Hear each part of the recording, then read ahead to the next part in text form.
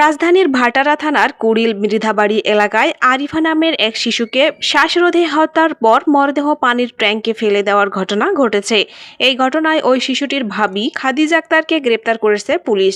বৃহস্পতিবার দুপুরে বিষয়টি নিশ্চিত করেন ভাটারা থানার ভারপ্রাপ্ত কর্মকর্তা ইমাউল হক। তিনি জানান, বুধবার আমরা খবর পেয়ে বাসার নিচতলায় পানির ট্যাঙ্ক থেকে ওই শিশুটির মরদেহ উদ্ধার করি। পরে ময়নাতদন্তের জন্য মরদেহ রাতে ঢাকা মেডিকেল কলেজের মর্গে পাঠানো হয়েছে।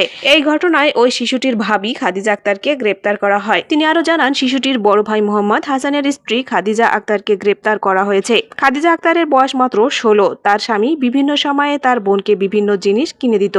এতে ঈর্ষান্বিত হয় খাদিজা। সেই ক্ষোভে প্রথমে তাকে শ্বাসরোধ করে হত্যা করে পরে বাসার নিচতলায় পানি ট্যাঙ্কের মধ্যে ফেলে রাখে। এই ঘটনায় ভাটারা থানা একটি হত্যা মামলা দায়ের হয়েছে। প্রাথমিক জিজ্ঞাসাবাদে শিশুটির ভাবি হত্যার দায় স্বীকার করেছেন বলে পুলিশ জানিয়েছে। পরে হত্যা মামলায় তাকে গ্রেপ্তার দেখিয়ে আদালতে পাঠানো হয়েছে। পুলিশের আরেকটি সূত্র থেকে জানা যায়, শিশু আরিফা প্রায়ই তার ভাই আহসানের সঙ্গে দোকান থেকে খাবার কিনে দেওয়ায় আবদার করত।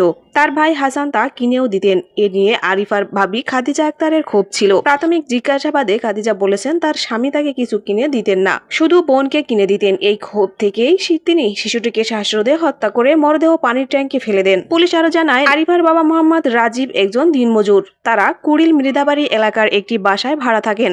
একই বাড়িতে পাশাপাশি কক্ষে আরিফার ভাই হাসান ও তার স্ত্রী খাদিজা থাকতেন। ঘটনার দিন সকাল থেকে আরিফা নিখোঁজ ছিল। দিনভর খোঁজাখুঁজির পর বিকেলে বাসায় পানির ট্যাঙ্কে তার মরদেহ দেখতে পান স্বজনেরা। খবর পেয়ে পুলিশ ঘটনাস্থলে গিয়ে মরদেহ উদ্ধার করে।